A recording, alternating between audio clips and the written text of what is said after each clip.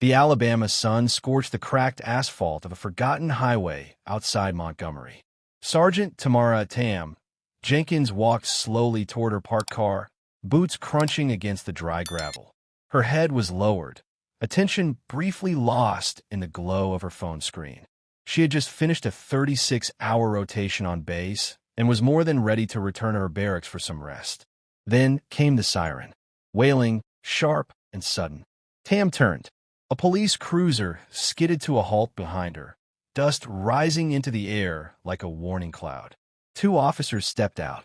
The first, older, white, and built like a linebacker, walked toward her with hard, purposeful strides. His name tag read Miller. The second, quieter but no less imposing, lingered near the car. That one was Peterson, but everyone called him Gus. Tam instinctively straightened. She was in full Army uniform, her name, rank, and insignia clearly visible. There was no legal reason for them to stop her. "Can I help you, officers?" she asked evenly. "What are you doing out here, girl?" Miller snapped, his tone laced with suspicion. "Heading to my car," she said, nodding toward the sedan a few feet away. "That your car?" Miller asked, squinting. "Yes." Miller smirked. "Funny. Don't see many housemaids driving cars like that." Tam's posture stiffened. "I'm not a housemaid. I'm Sergeant Tamara Jenkins, active duty U.S. Army." "Oh, we heard you," Peterson finally said, arms crossed. "Nice costume." "It's not a costume. It's a uniform," Tam said. Miller's expression twisted. "You people think a uniform earns you something. But out here, it don't mean shit." Without warning, Gus pulled out handcuffs. "Turn around." "Now." Tam stepped back. "This is unlawful. I haven't done anything." "You just earned a resisting charge." Miller sneered. "Did I in seconds?" The cuffs clamped around her wrists, biting into her skin. Tam's breath hitched, not from fear but fury. "You think wearing that gets you out of trouble?" Gus muttered. "You're just another arrogant black woman pretending to be something you're not. I've served this country. I bled for it," she hissed. Miller chuckled. "Then consider this your thank you." They forced her to the ground. Her knees scraped against the pavement, tearing fabric and skin.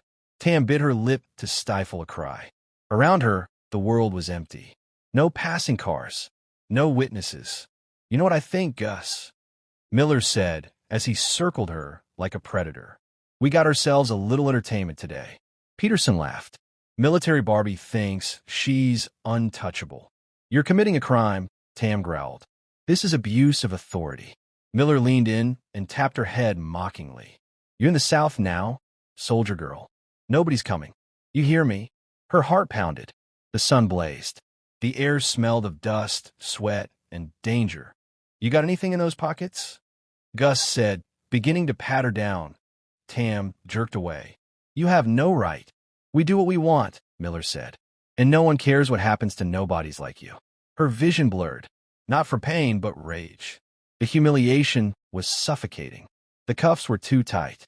Her wrist throbbed. Still, she refused to give them the satisfaction of seeing her break. "I'm calling this in," she said through gritted teeth. Miller laughed cruelly. "With what? Magic? That voice of yours ain't a radio." She remembered. Her phone was still in her side pocket. Voice control was activated. She had used it just this morning. Miller lit a cigarette. Gus rummaged through the trunk. Tam tilted her body, slowly shifting her weight to her right hip. If she could angle just enough. "Hey!" Miller barked. "I told you to stay still." She froze, but he didn't move. He was too busy blowing smoke rings. This was her only chance. She swallowed, inhaled through her nose, and whispered low, "Call command base Charlie. B.1 second. 2. Then a calm robotic voice. "Base Charlie. Emergency call activated." Tam exhaled, quietly, slowly, but Miller heard something. "What was that?" he asked, squinting. Tam didn't answer. He stepped forward, narrowing his eyes. "You better not be doing something stupid, girl." She said nothing.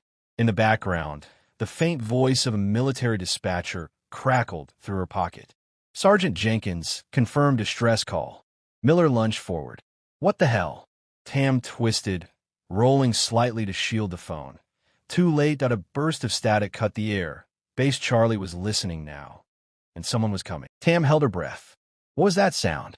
Gus barked. Miller threw his cigarette down and lunged. I told you to stay still, you ugly. Tam didn't answer. Her face pressed against the hot asphalt, her body shielding the phone. She prayed the call was still live, that someone on the other end heard every word, every threat, every insult. Miller kicked her side. Who did you call?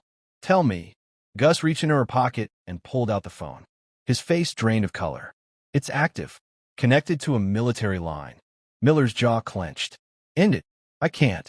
It's pin-locked, and it's already live. They're probably listening. For a moment, there was silence. Only the wind stirred the dust. Both officers stared at the device as if it were a grenade. Tam, still bleeding, whispered with a grim smile, You're not alone anymore. They're tracking us. Gus said, panic rising. Miller stomped the phone under his boot, smashing it. Too late. You got us into this. Gus shouted. Miller turned on Tam, kneeling beside her. Think you've won? Her cracked lips parted. I just had to survive long enough. He slapped her hard. Her head hit the ground. The world spun. Hank, we need to go. Gus yelled. They're coming for us. Shut up. You said you wanted to have fun. I didn't know she was military. Tam listened through the fog of pain. Their fear was growing. She had cracked them. Miller glared at her. Think they'll get here in time? If you touch me again, she rasped, it'll be worse for you. He didn't care. His fist slammed into her stomach. She doubled over, gasping. We're screwed. Gus paced in circles that he wasn't wrong. Miles away, a red light flashed on a screen. GPS locked. Emergency line activated. Unit in danger. Then came the roar that a tan armored vehicle screeched to a halt. 3 soldiers jumped out, weapons ready. One, a tall black woman, raised her voice. You too. Hands up now. Miller and Gus froze. Gus stepped back, trembling.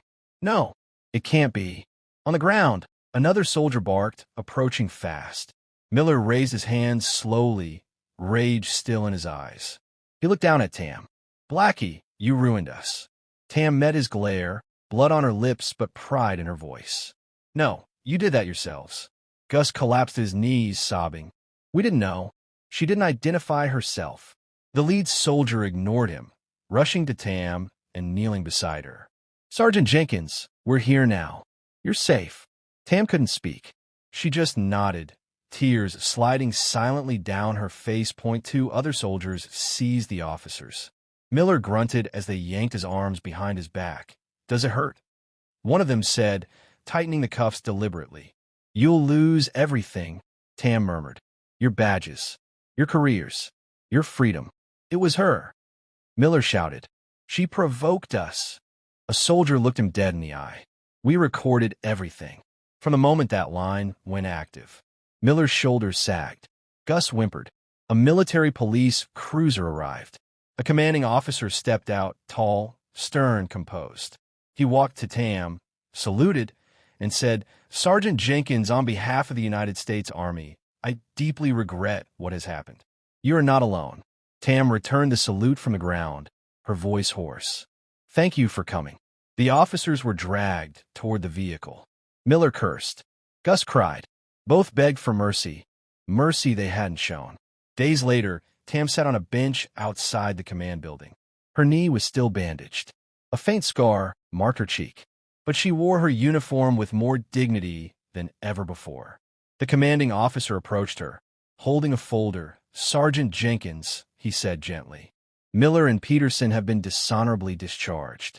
They're being prosecuted for abuse of authority, aggravated assault, and attempted kidnapping. The Department of Justice is pursuing full charges.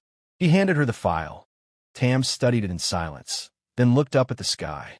I didn't do this for recognition. He nodded. I did it so the next woman doesn't have to beg for humanity. The officer placed a respectful hand on her shoulder and walked away. Tam remained seated for a long while, the sunlight warm on her skin. She hadn't won a war, but she had done something harder. She had survived the truth and made the world listen.